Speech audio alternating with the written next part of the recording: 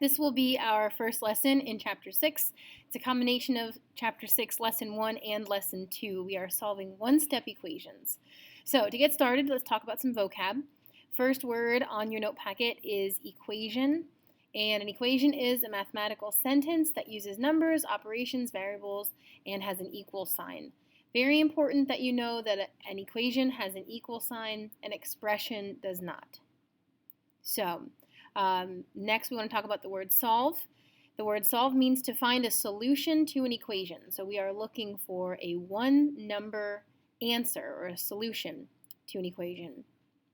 In Chapter 5, we talked about expressions, and I just want to remind you, expressions have no equal sign, so we can't solve them, we simplify them.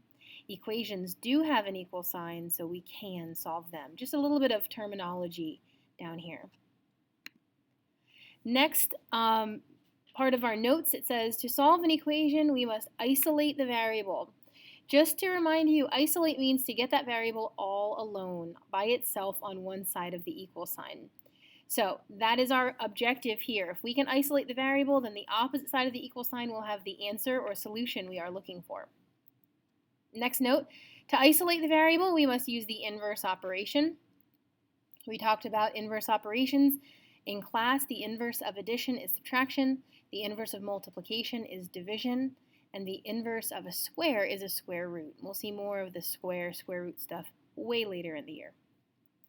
Last note, keep the equation balanced by doing the same operation on both sides of the equal sign. So to make you think about balancing things, I have a picture of a seesaw. Hopefully you've played on one of these in your lifetime. A seesaw, it's really super fun when both people are about the same weight, and you can kind of bounce back and forth, or you can balance it completely in the middle. But if one person gets off, the other person is going to be unbalanced. And that's what we want to remember about equations. If we do something to one side of the equal sign, we have to do the same operation to the other side. Let's look at some practice problems. So, there we are. This is number 1 from 6.1. This is, I believe, on page 2 in your notes. It says Mason has a collection of video games. For his birthday, he got 4 new games, and now he has 18. So what we want to do is write an equation to model the problem. So to write this equation, the first thing we want to think about is, what is our unknown? Our unknown is how many games Mason started out with. So I'm going to use G to represent the number of games he started with. What we know about this problem is that Mason started off with G games. Then for his birthday, he got 4 new games. So we are adding 4 games to what he used to have.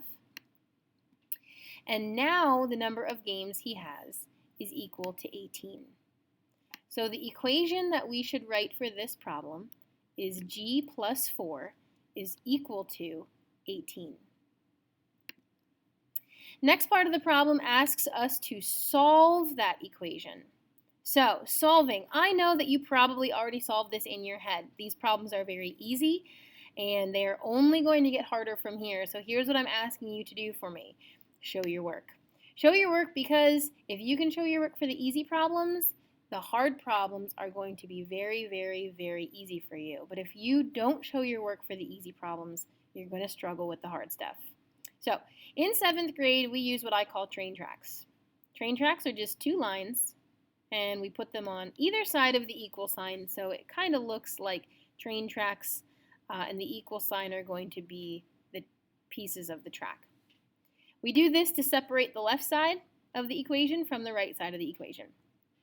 And again, our equation is G plus 4 equals 18. Now, we want to ask ourselves a couple questions. First, which side is the variable on? The variable's on the left, over here. So we want to get that variable all by itself, and to do that, we have to look at what's with the variable. What's with our variable is a plus 4. To get rid of a plus 4, we have to do the inverse operation, which is to subtract 4.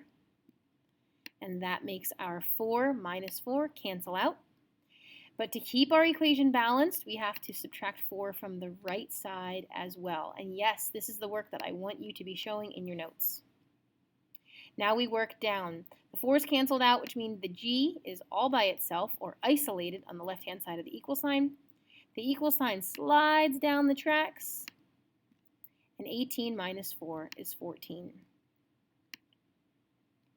So our solution is g equals 14. I want you to put that whole thing there as a solution. Circle it to make it stand out for us. Our job now is to check our solution to make sure it makes sense. Yes, you are required to do your checks. So to do a check, the first thing you do is you start with the original equation, which is g plus 4 equals 18. And we are going to substitute our solution in for g to make sure that we get an equal equation on both sides. Both sides have to be equivalent. So substitute 14 in for g. I substitute in parentheses because I always do that with substituting.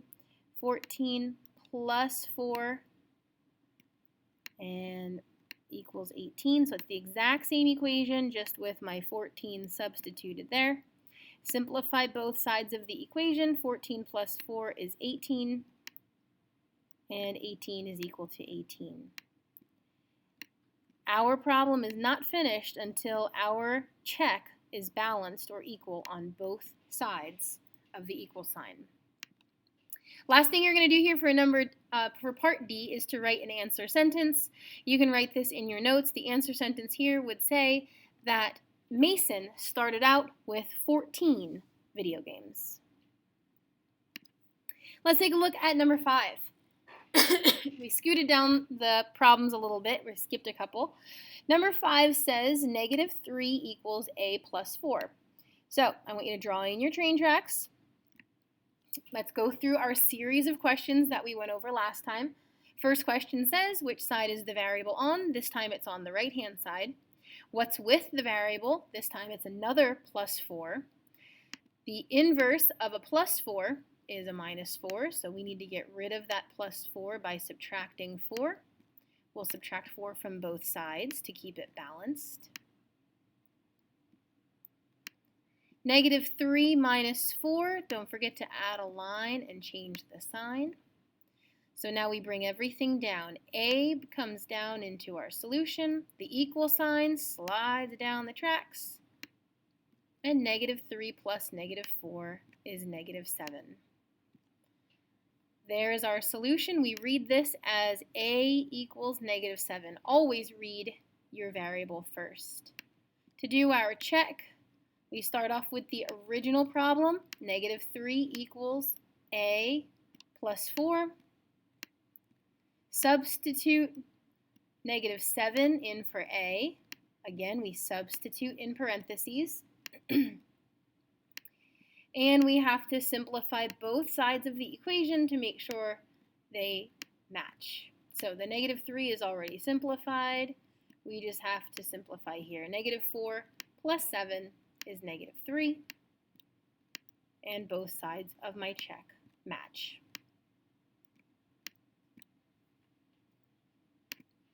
Number 6 page. I think this is on page 3 in your notes. Now we're moving on to 6.2. We're going to deal with some multiplication and division problems, and we're going to go a little bit faster through these. First one says Jen and Katie are selling Girl Scout cookies. Jen sells J boxes of cookies, and Katie sells 24 boxes. Katie sold 4 times as many boxes as Jen. So we're supposed to start off by writing an equation. We know that Katie sold 4 times as many as Jen. So that's 4 times what Jen has sold, 4J. And that amount is equal to the 24 boxes that Katie sold. So we are going to go ahead and solve this equation. Train tracks, line them up, and we go through our series of questions one more time. Which side is the variable on? The variable's on the left. We want to isolate the variable, so we have to get rid of that 4. But this time, the 4 is not being added. This time, the 4 is being multiplied. So to get rid of a multiply by 4, we divide by 4, and we are going to use the fraction bar to show our division. 4 divided by 4 is 1. Balance it out by dividing the other side by 4, and move everything down. 1j is left. Slide down your equal sign. And 24 divided by 4 is 6. Check the equation. It's going to look like this. 4j equals 24. Substitute our 6 in for j. Okay, so we're substituting with parentheses like we always do. 4 times 6. And the other side of the equal sign says 24.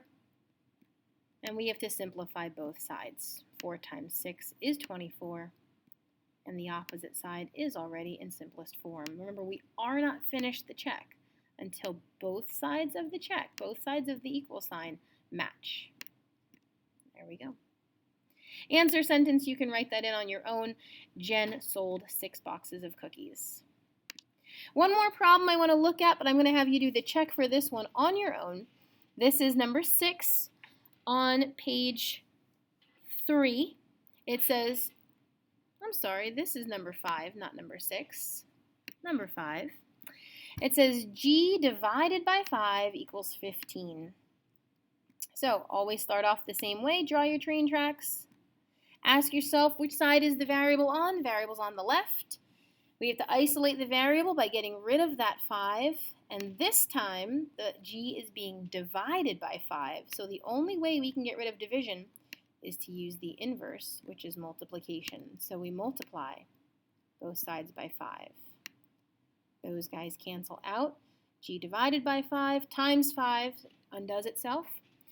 Bring the g down into your solution. Bring the equal sign down. And 15 times 5 is 75. I would like you to do this check on your own, same as the last couple. All right, here's your assignment. Page 2 of your notes, you're going to do number 2, 6, and 7. I want you to just point out number 7 is writing a word problem that will fit that equation. You do not have to solve it. You do not have to check it. You just have to write the word problem for me. Page 3, I want you to do 2, 4, and 6, and then don't forget to do your Google form. If you have any questions, write them in your Google form so we can talk about them tomorrow.